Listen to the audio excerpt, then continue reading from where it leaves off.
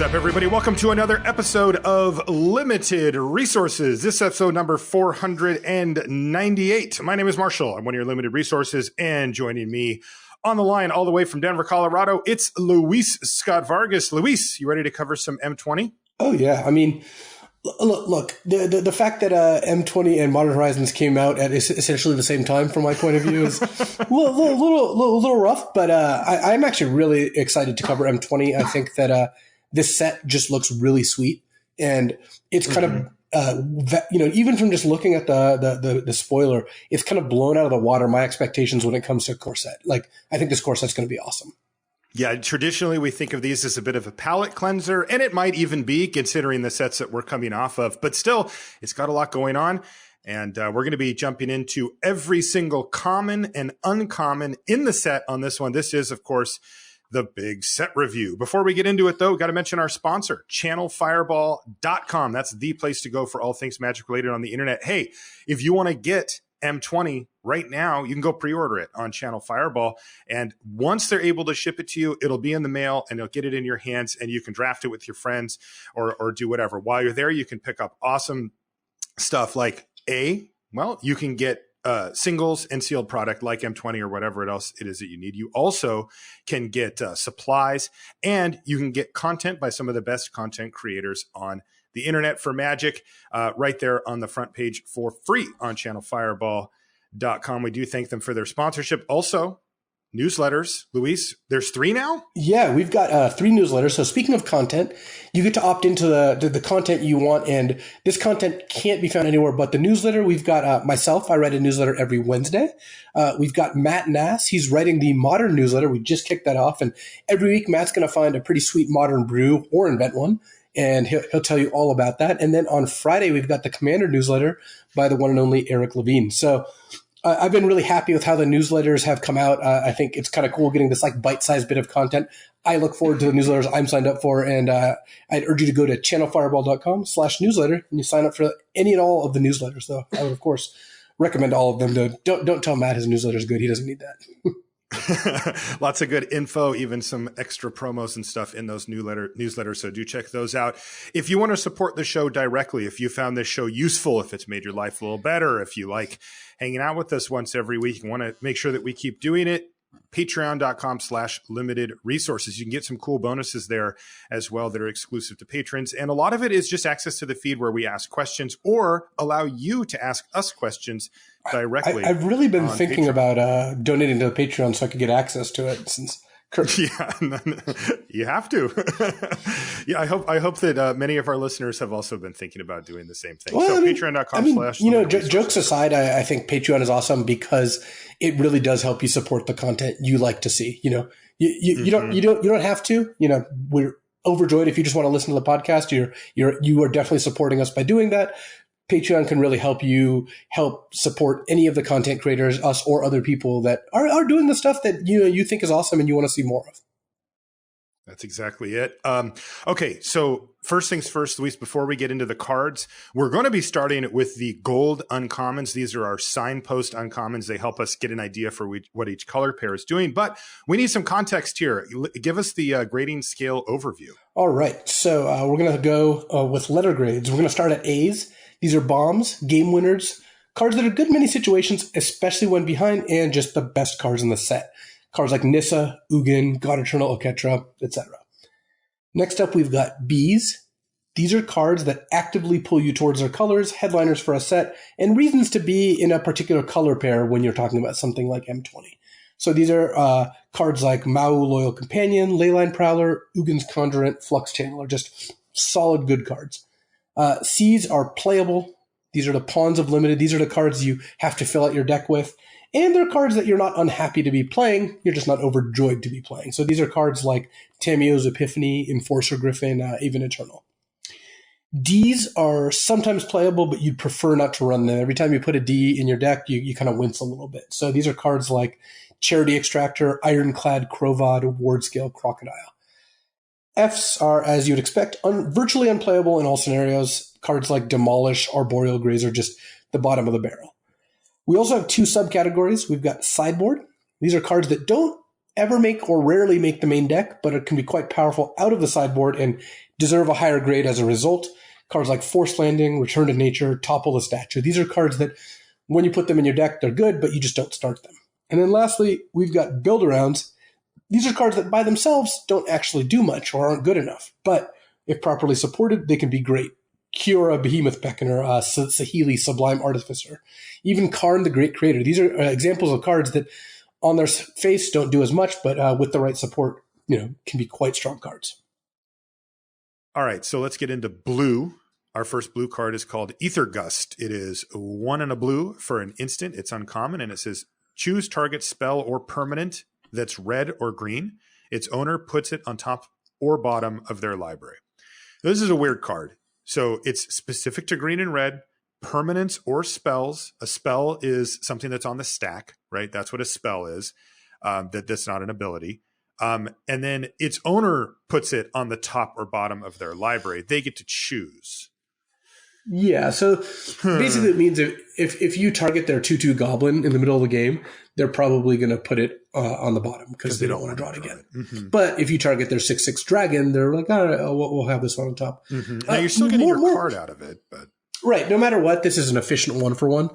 And it's pretty flexible too. Like this can kind of counter or delay a spell, right? Like they cast the lethal burn spell. You can either gust it and buy yourself a turn. Mm-hmm. They cast a combat trick. You can either gust it, and that's really strong. Mm-hmm. So, similar to the white hate card that blew up red or black things, I would not main deck this card, but I would sideboard it in. So it does nothing if they're not red or green. This isn't like when we were talking about the 2/1 pro black, part of the reason we thought it was fine was that if it misses, it's still a 2-mana 2/1. Mm-hmm. Either gust is just a stone blank. Yeah. So strictly a sideboard card, but when you do board it in, it'll be fine. A C+ B- level sideboard card, still pretty good. Doesn't answer things permanently. Next, big hitter here for limited. This is Air Elemental going back to alpha.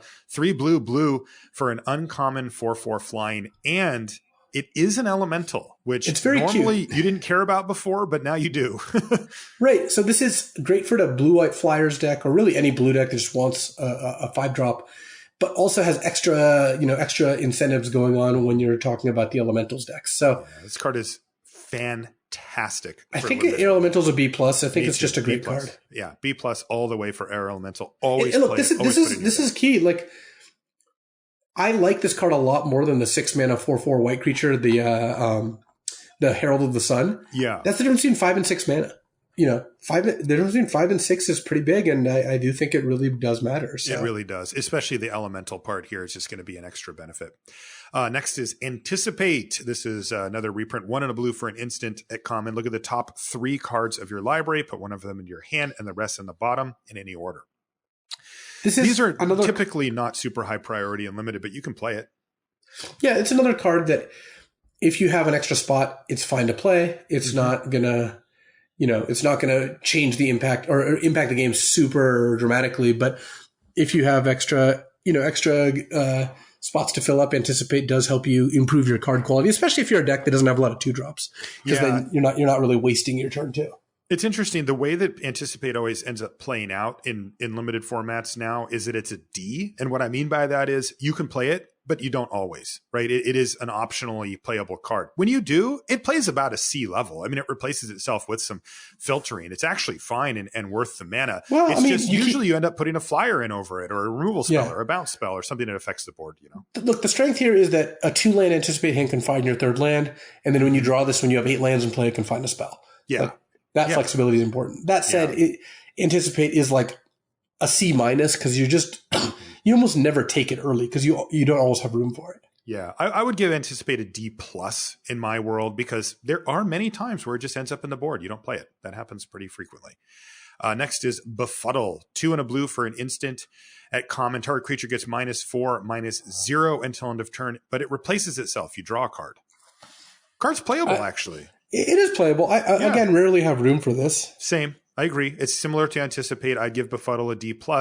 It replaces itself for an effect on the board. It's better than it looks, but it's still not good. It's not like, oh, it's removal or it's great, but it does it really does. Like your opponent goes attack you and you go block with my 3 creatures. befuddle your guy. Even with a pump spell, you're probably getting that thing off the board.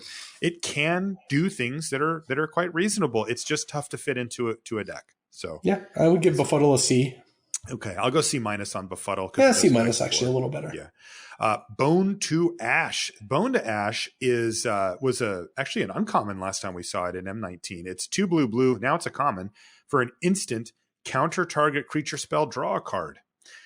You know, I've come up on these, Luis. I used to be pretty down on cards like this. 4-mana counter spells are so conditional, but I'm actually play one of these, you know, and don't bemoan it as much. Yes, it's a little narrow, only counting creatures, but creatures are the important thing and limited for the most part anyway.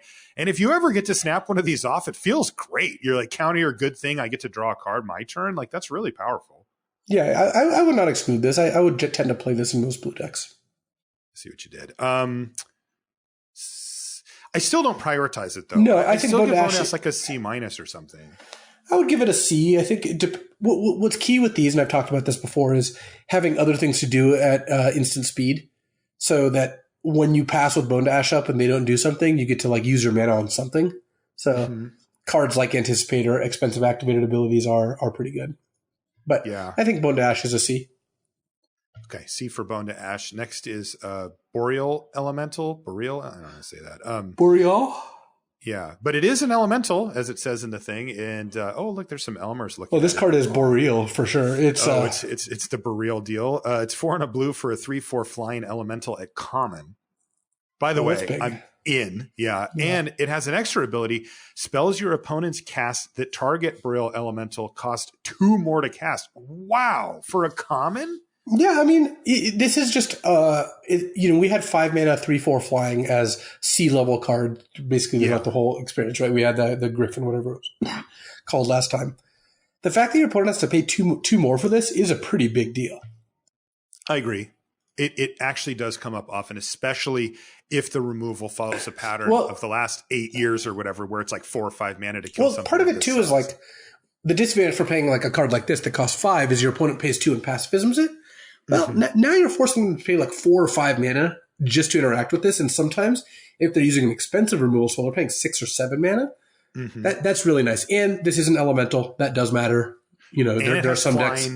Right, which matters not just for the fact that it has flying, but also there's this cares about flying deck. Like I think both of the green, blue, red elementals deck would like this, and the blue, white flyers deck would like this too. Yeah. So seems really good to me. I think Boreal Elemental is like a C+, and I wouldn't be shocked if it ended up being a B- at some point, but I would start at C+ for it. Yeah, I like C+ for Boreal Elemental. Yeah, card seems good.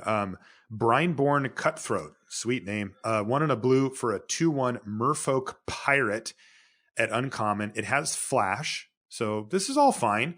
But what is this ability? Whenever you cast a spell during an opponent's turn, put a +1/+1 counter on Brineborn Cutthroat. Wow, what is dead may never die. This guy seems good.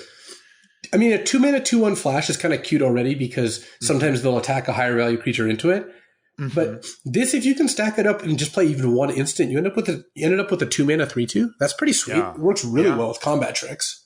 Yeah, because it just automatically gives you the +1/+1 counter. Okay.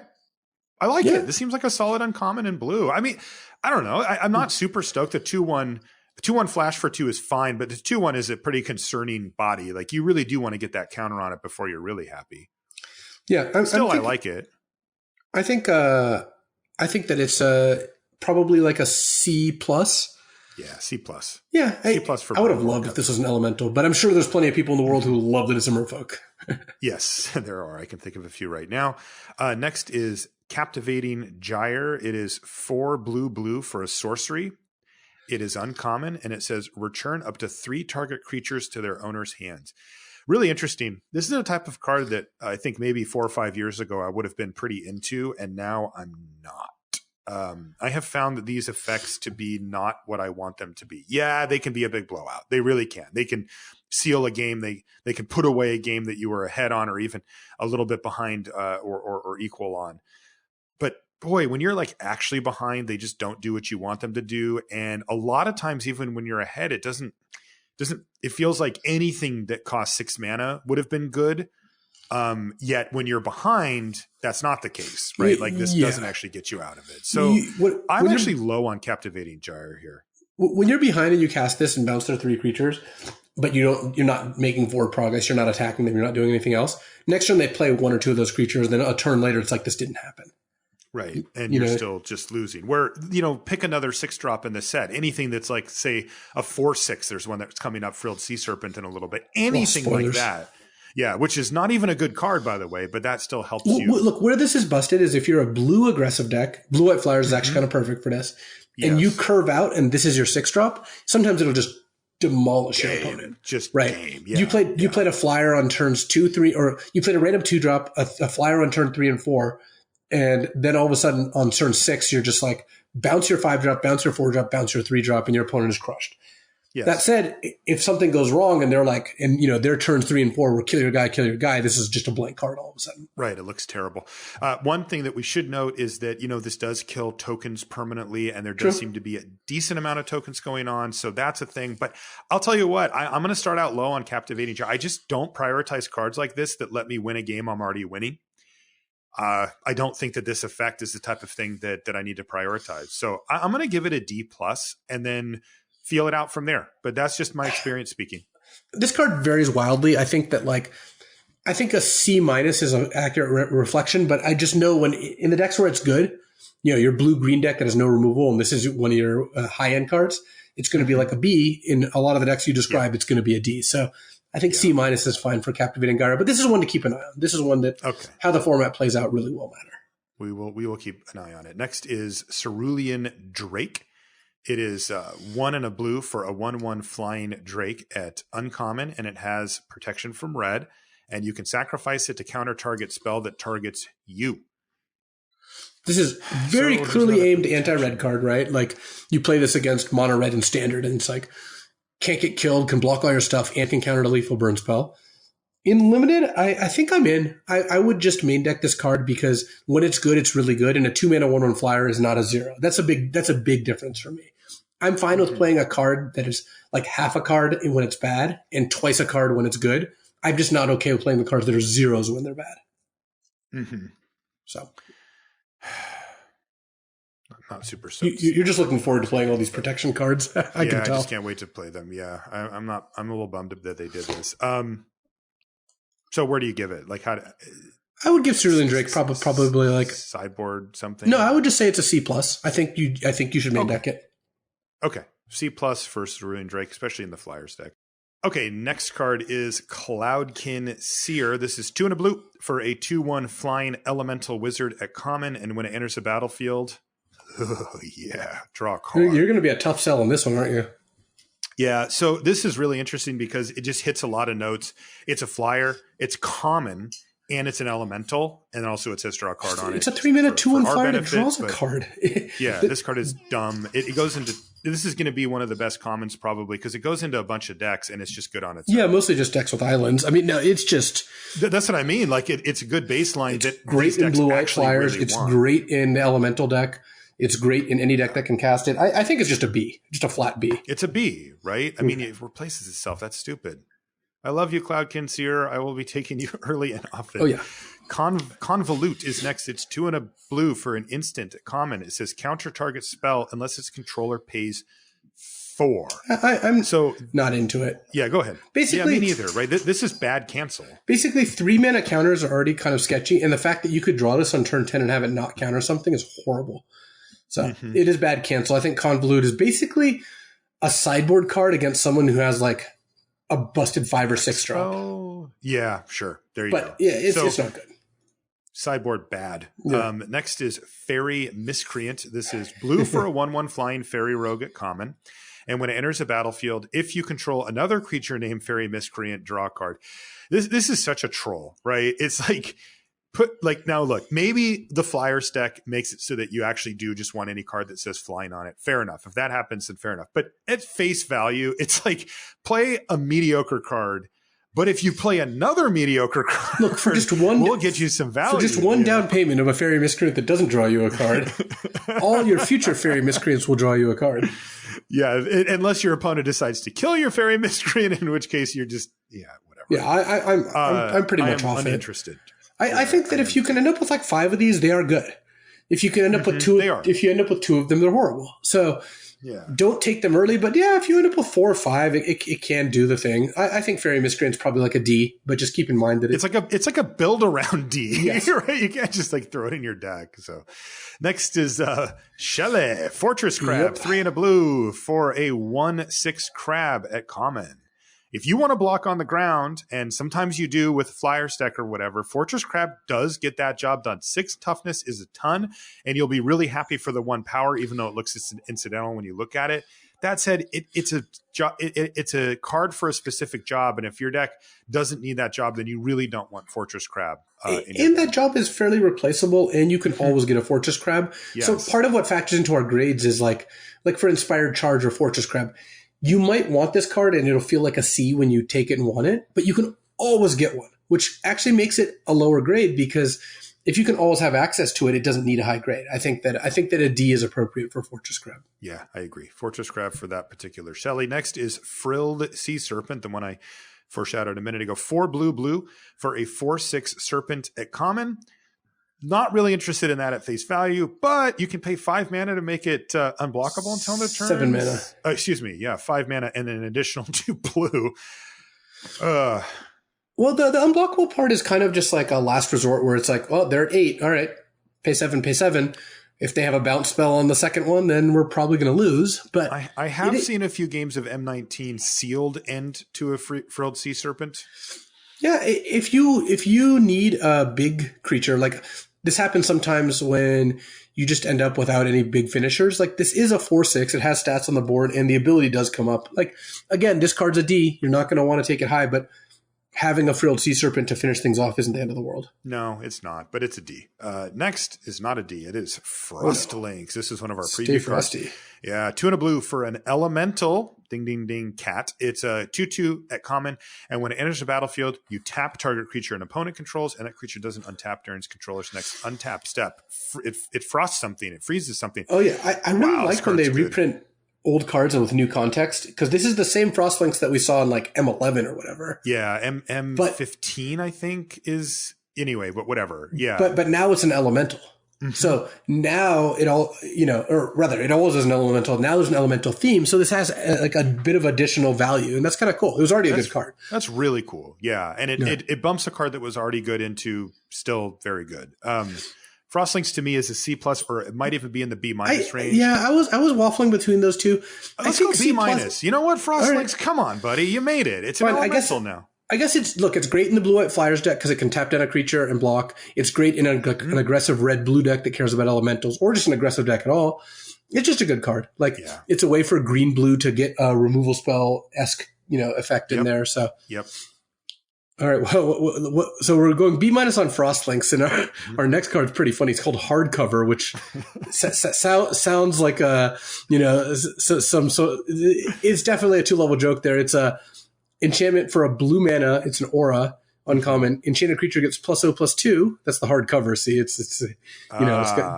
it's got more toughness now, and has tap, draw a card, and then discard a card. Of course, the character is reading a book is the joke in there. Right. Can I take a hard pass on hardcover, or? Yeah, this card doesn't seem very good to me. Giving a creature the loot ability is pretty sweet because it'll make it so you're not flooded. But man, getting exposed to a 2-for-1, and it's not like looting is card advantage. You're already down a card by casting hardcover. That's the problem, is that you don't get the card back.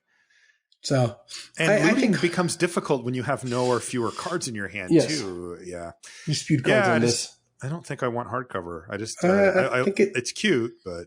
It feels like a D to me. Again, if you're playing against a deck where extra toughness is useful and this sits in play for a few turns, that is kind of cool. But agreed. Yeah. So D for hardcover. Next is Metropolis Sprite. This is a 1 and a blue for a 1/2 flying fairy rogue at common. This is kind of your maybe premiums, your go-to 2-drop flyer. And it has an activated ability. You can pay a blue to give it +1/-1 until end of turn, transforming it into a 2/1. Yeah, so it can attack for 2, which is important. If you pump it, like if you have, the Imperial Griffin or whatever, and this is a 2/3, you can pump it twice, and all of a sudden it's hitting for 4. So, I think that the Sprite it's just a solid little way to make it so your deck that cares about flyers gets on the board on turn 2. I don't love playing this without context, right? In your average blue-black deck, this just doesn't seem like it's going to do the trick. But in the decks that are aggressive or care about flyers, I think I would be fine playing it. So that seems to me like a C-. Yeah, I have it at C-. It's right in that range. It's a fine card, but not exciting. I love this next card. Oh my God, this is great. Moat Piranhas is next. It is 1 and a blue for a 3/3 fish at common with Defender. Yeah, they live in the moat. You have to come to the moat before the piranhas can bite you.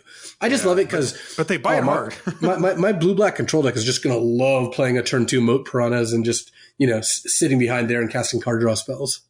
Oh, yeah, for sure. And that is a legit thing. It really is. This is a card that you can use to prolong the game, either for what you said for casting card draw spells, but also if you're just in the Flyers deck, this is a really nice little 2-ball to drop and just slow down your opponent's ground game for a really long time. I mean, many of their 1, 2, and 3 drops will not be able to get past it. And then their 4 and 5s will trade for it, some of them as well. So that's that's a very big deterrent on the ground. And if you're attacking with even just a couple of Flyers in the air, you're going to have a pretty big advantage. I think Moat Piranhas is actually quite playable. Yeah, it is. It's a card that rewards you for having a deck with a plan. It's a card that rewards you for having a deck that really wants to do a certain thing. Your average blue-green deck, this card just seems horrible. But in blue-white Flyers, blue-black control, even like a blue-red spells deck that is trying to go big, Moat Piranhas seems perfect. So I'm in for Moat Piranhas. I think it's a C, but it's a C. In the right decks, it could be a little overperformed. Yeah. So you put that perfectly. That is, know your plan, and if it fits that plan, take it, play it. If it doesn't, ignore it. Next is Negate. Oh, the old standby. Not in alpha, but it has been around for a long time. Oh no, this card has been around forever. Forever. I don't even know when it was first printed. Lorwyn, I think, is the first time we saw Negate 11 years ago now. And okay, yeah. Wow, I was actually. It has effectively been legal and standard for the past decade, which I think is good. In both standard and limited, it does the same thing, which it's 1 and a blue, instant, counter target non-creature spell, perfect sideboard card, not frequently a main deck card. No, but you'll know when you want it, and you should play it when you do. I love this next card. Yeah, read this next one. This is Octoprophet. Octoprophet. It's 3 and a blue for a 3/3 octopus, of course, at common. And when it enters the battlefield, scry 2. So in a long tradition of 4-mana 3/3 octopi, there have been, I think, a couple of those. This breaks the symmetry, and all of a sudden you get a scry 2. That actually makes me want to play this card. I think this card is good. Think so too. Scry 2 is, generally considered to be worth about a card, depending on when you cast it. Not in hand, right? It's not card advantage, but it can clear away lands when you need them or find things. Helps you curve. The stats are fine enough. I like it. I think also just really creative and cool name and look to it and everything. It's sweet. But yeah, it's a fine playable. To me, Octoprophet is a C. It's a card that if you need a 4, that's a fine one. Yeah. I wouldn't go above though. I've noticed that this set has a lot of Cs, which is really going to put the onus on you, the player, as you're drafting or playing sealed, to decide which ones fit your deck better. Because when we give Octoprophet, Moat Piranha, and Cerulean Drake all similar grades, or Boreal Elemental, you're really going to have to decide, what is my deck looking for? Does it need this 4-drop? Does it need this 2-drop? And so paying attention to your curve is really important. But yes, Octoprophet is a C, and it's a card I'd be happy to play a couple of. Same. Yeah. Does not necessarily get worse than multiples. Portal of Sanctuary is next. In this case, it's an artifact. It's 2 and a blue. So again, another colored artifact. So it's a uncommon. And it has activated ability. Pay 1 mana and tap it to return target creature you control and each aura attached to it to their owner's hands. Activate this ability only during your turn. No, I do not want to play this card. I generally like tricky stuff like this, but boy, they really made this one rough. Yeah, you get the auras back, but I don't, those aren't going to be a key part of the game plan in most decks. And the fact that you can't do this on your opponent's turn is a real downside. I mean, it means that your opponent can just be like, I'll use my instant speed removal to just kill your creature, or even sorcery speed. So, this card would be horrendously annoying if it was instant speed. We have erratic portal or crystal shard cards like that. Yes. So what you're going to try to do with Portal of Sanctuary is just reuse enter the battlefield effects, but it's not really defensive in any way. No. So you don't get to block and return a creature. You don't get to dodge removal, like you said. I struggle to imagine the deck that has so many enter the battlefield abilities that you're willing to play this and then use it and then keep doing that. Like even returning like a Frostlinks, you're paying 4 mana to icy a creature. Right. That doesn't sound great to me. No, not at all. And also, your opponent can still interact, because if you're doing it for that reason, then you're going to be proactively saying, target my Frostlinks with this thing, and they're going to be like, kill it in response. And you're just like, my life is awful. Yeah, I love cards like this, but the big difference here, of course, between the cards that you mentioned and this one is that this one can only target creatures you control, where Erratic Portal and Crystal Shard those do cards theirs, and those are stupid, cards. Right? Those are a different category, to be fair. But this card is so far from anything like those. I think that, and I don't think that you can make a card that's in between. It's just not there. So I would say Portal of Sanctuary is like a D-. Like I want somebody to beat me with it at some point, but it is going to be really tough to grind enough. Well, it's clearly a build around. It's a build around. It's a build around D, and good luck. Yeah, there you go, and good luck to you. Renowned Weaponsmith is next. It's 1 and a blue for a 1/3 human artificer. It's uncommon, so 2 mana. 1/3. Okay. It taps to add 2 colorless mana, but you can only spend that mana to cast artifact spells or activate abilities of artifacts. Okay, that's a little narrow. And then it also has another activate ability. You can pay blue and tap it to search your library for a card named Heart, Piercer, Bow, or Vial of Dragonfire. Reveal it and put it into your hand, then shuffle your library, which of course are artifacts that, I guess they're both in the set, right? God, I hope they are. Let me look real quick. Yes, but they're both in the set. So they're both common. Okay. So Vial of Dragonfire is 2 mana artifact. You can pay 2 and sacrifice it to deal 2 damage to any target, target creature. It doesn't hit players. And then so 2 mana artifact, 2 tap sack, deal 2 is not a good deal. Like you're paying 4 mana to deal 2 damage. It's about 1 mana more than I'm happy with. Similarly, Heart Piercer Bow is not great either. It's a 2 mana artifact. It's an equipment. It costs 2 to cast, 1 to equip, and whenever it attacks, it deals 1 damage to target creature defending player controls. So, well, I don't know what to think about this card then. Starting off with the baseline of 2 mana 1/3, that's fine. Like that's shrug, but fine. Yeah. But I guess I just need to have at least one of those other cards in my deck before I really want a Weaponsmith, and even then, like neither of those cards really. Boy, yeah, it does putting a bunch of mediocre cards together, but if one of them's free, so the Vial is better because this taps for 2 mana that you can use on it. So you're able to like play this, search up a Vial, then you can tap this to cast the Vial, and like you're not in terrible shape there. It's still like you said, you're putting a combo. You're adding like 3 mediocre cards that you only want to draw one of them. Right. And if you draw the other 2, it's a disaster. And when you draw this one, it's still not great. So, look, this is a reprint. This was in Dragons of Tarkir. I played this with 2 Vials of Dragonfire and was like, yeah, this kind of sucks. Like, I really don't think it's great. So I would say Renowned Weaponsmith is basically a D. And if you pick up a bunch of copies of Vial of Dragonfire, it can be okay. Okay. Yeah. D, build around D for Renowned Weaponsmith. Next is Sage's Road Denizen. This is 2 and a blue for a 2/3 Vidalcan Wizard at common. Whenever another blue creature enters a battlefield under your control, target player puts top 2 cards of their library into their graveyard. Another reprint. This one's from Gatecrash. A little minor mill theme. I don't like this card very much, but if you are in blue and have a lot of blue creatures, this is a fine like creature that can just sit there and block and maybe mill them for 6 or something. Yeah, and I like cards like this because they're kind of free rolled. Like instead of having a 2 mana 2/3, this one has a random ability on it. But look, you can live the dream. You draft 4 of these. They chain together well. They are blue creatures that trigger themselves. So you can kind of do a lot of stuff. I don't know. And that part's free, and it's just like a neat little sub deck that you might be able to put together to get a story out of it, right? Like, I had 6 Sage's Road Denizens and I milled my opponent out. Cool, right? Yeah. Where it's also just a 2/3 for 3. So it's not like it's a big cost. It's not like, well, if you didn't do that, this card never saw the battlefield. It'll see a little bit of play too. But ultimately, it's like a C-. It's just... I think it's a D. I think D+, it's like fringe playable, right? Yeah, it's fringe playable. Okay, so D. I actually like your grade. D for Sage's Road Denizen. It's pretty bad if you're not. I love this next card too. Blue has some pretty fun cards here. This is a Scholar of the Ages. 5 blue for a 3/3. So really good on the vanilla test. Yeah, it's just crushing the vanilla test. Yeah. It's a human wizard at uncommon. And when it enters the battlefield, return up to 2 target instant or sorcery cards from your graveyard to your hand. Oh my God. This by itself is a win condition. So imagine, if you will, a blue-black deck that has a bunch of removal spells. And you cast some removal spells. Then on turn 7, you play this and get 2 removal spells back. Funny, I was just imagining that. Right. Now that you say it, yes. And that by itself is just a game plan. Like, trade off cards until you can cast Scholar of the Ages. Drawing 2 good spells back, that's great. Also, you have these loops, like Unsummon is a blue common we haven't gotten to yet, but, it returns a creature to its owner's hand. Imagine you get back Unsummon and a removal spell, and then you unsummon the Scholar, and then you use the removal spell, and then you play the Scholar.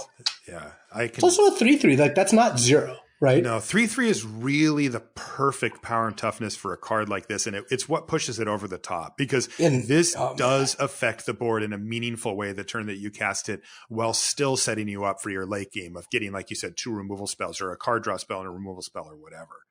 Yeah, and there's also Soul Salvage. I love this card. Soul Salvage at common and black. Like, when you play this and you get back Soul Salvage and anything else, and then you trade this off and then you Soul Salvage it, like, that's a loop. So, and a hard one to disrupt. The Unsummon one, they can disrupt by killing Scholar. Soul Salvage, and there's also multiple ways to return the creatures from the graveyard. So, in black, there's like 3 different ways. So, yeah, I think Scholar of the Ages is a B. Like, it's a B, right? It's a builder. It takes a little work, around, but yeah. It's not even a build around, because you don't need more than like 5 or 6 spells, because it's so expensive.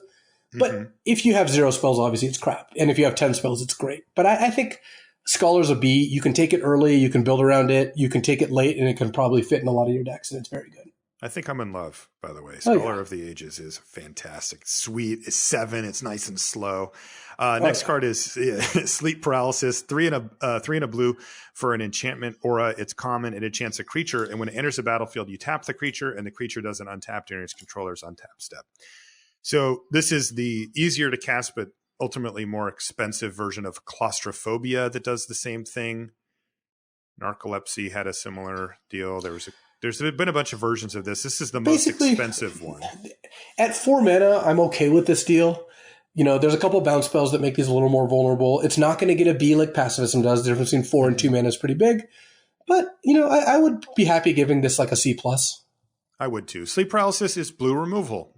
It works. It does its job, but it is clunky, slow, and a little bit vulnerable because it's blue, and blue doesn't get, true removal. So C+ for Sleep Paralysis. Oh, the next one's a neat one. We're going to talk about this one. This is Spectral Sailor. We've already been asked about this on Twitter a few times. It's a blue for a 1/1 Spirit Pirate uncommon, and it's got flash and flying. So 1 mana, 1/1 flash flying. This is the kind of cards our alarm bells go up for, right? We're like, oh, everyone's going to want to play this, but it's not good. It also has 3 and a blue, draw a card, which takes it from, where we would not like it to, I think, very good.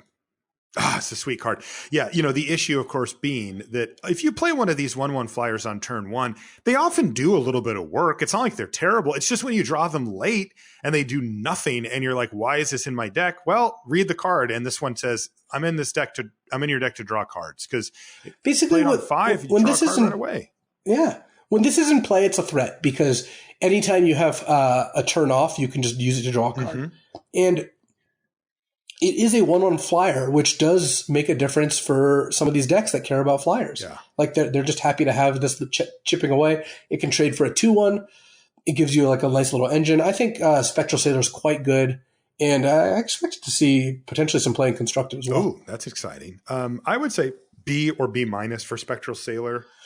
It's still a little like slow. B-. Yeah, it's still a little slow, but it's it's not as good as like the premium uncommons, but you'll always be happy with it. I like it. I'm really excited to see a design like this too, just because this does free up some space for a 1-drop to be quite good.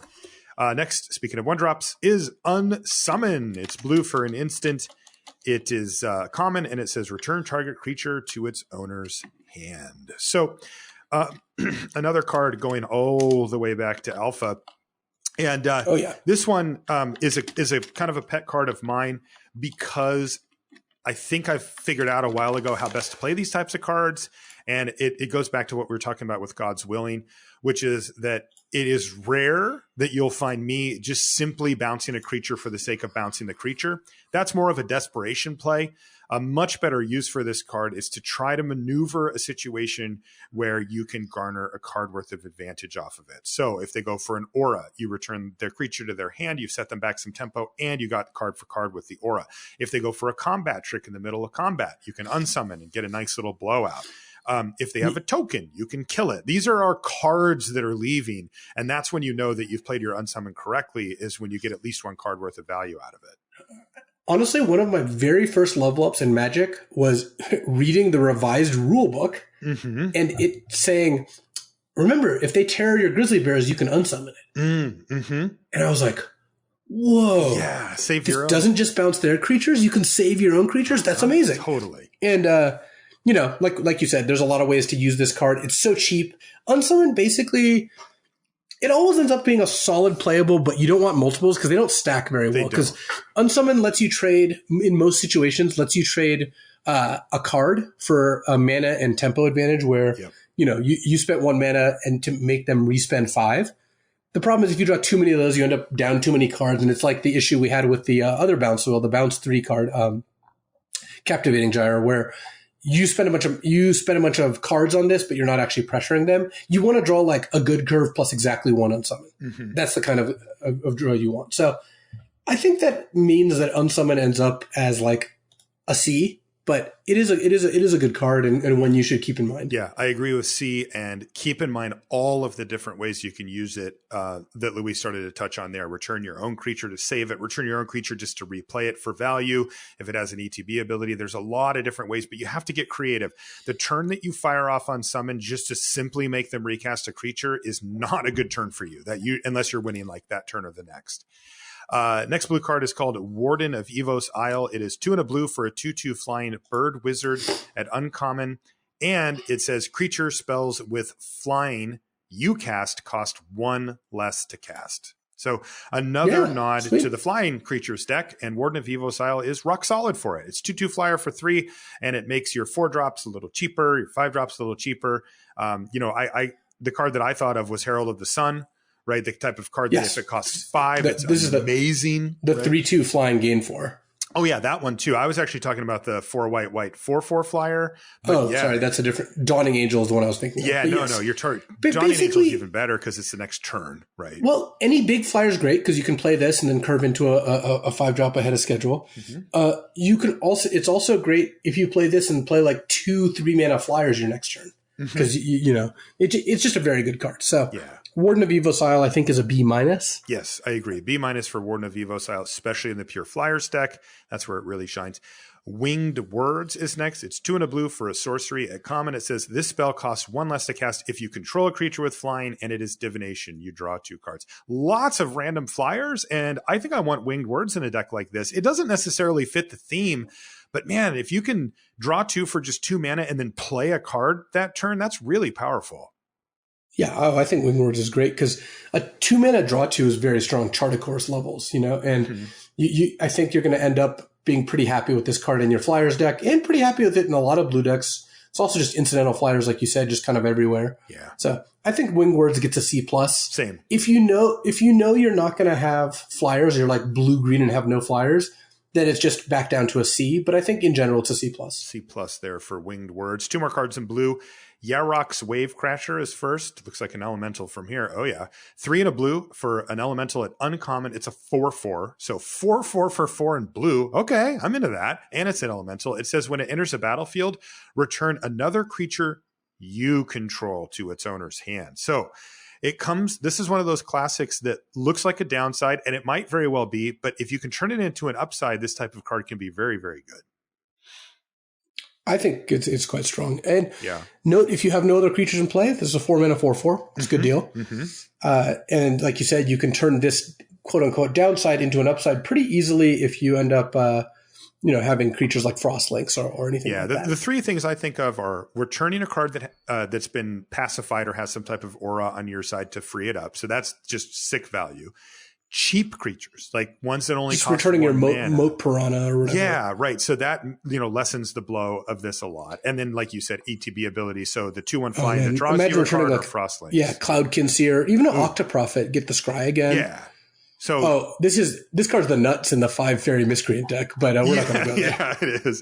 But Yarok's Wavecrasher seems quite good to me, though not up into the B range. I would say this is a C+. I think I like Elemental. I like 4/4 for 4. And I like building around it just enough to get it.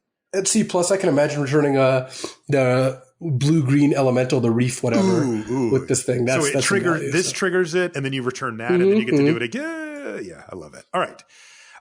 Last blue card is called Zephyr Charge. It is 1 and a blue for an enchantment at common, and it has an activated ability. 1 and a blue. Target creature gains flying until end of turn. Womp. So this card, a lot of people are going to think it looks good, and we're going to tell you kind of why it's not. But there are some uses for it. Mainly in an average deck, it's not worth spending a card and a bunch of mana on this effect because the effect is not permanent or super impactful. Like, you need to both have play this, have a creature in play, have flying matter on that creature. Like when you have a 6/6, sometimes it just doesn't matter. You have a 6/6, that's fine. Mm-hmm. And be willing to spend 2 mana. Like spending 2 mana on turn 5 to make your 2/2 attack for 2, not a very good use of resources. Right. So in general, I would say you shouldn't play this. But the reason I don't want to give it an F is that in some matchups, it's a great sideboard card. Okay. Imagine you're playing a green mirror. You're blue-green and they're red-green. And the games go long and you both have a lot of 5/5s. This is the kind of card that can break that open and kill them over the course of a few turns. Mm-hmm. So I think it's mostly going to be paired with green and mostly going to come in for slow matchups, especially where they have a lot of ground defenders. In general, Zephyr Charge is like a D, so don't, or an F even, actually. Just don't play it. I think it's just an F, yeah. Mm-hmm. Yeah, but there are some circumstances where I think it becomes relevant as a sideboard card. Yeah, it's just weird because it's blue and there's so many blue flyers, so it's like it's not going to be, it's almost exclusively for the other color that you get. So, all right, so sideboard D or C or whatever for Zephyr Charge, otherwise you do not want it. That's going to do it for blue.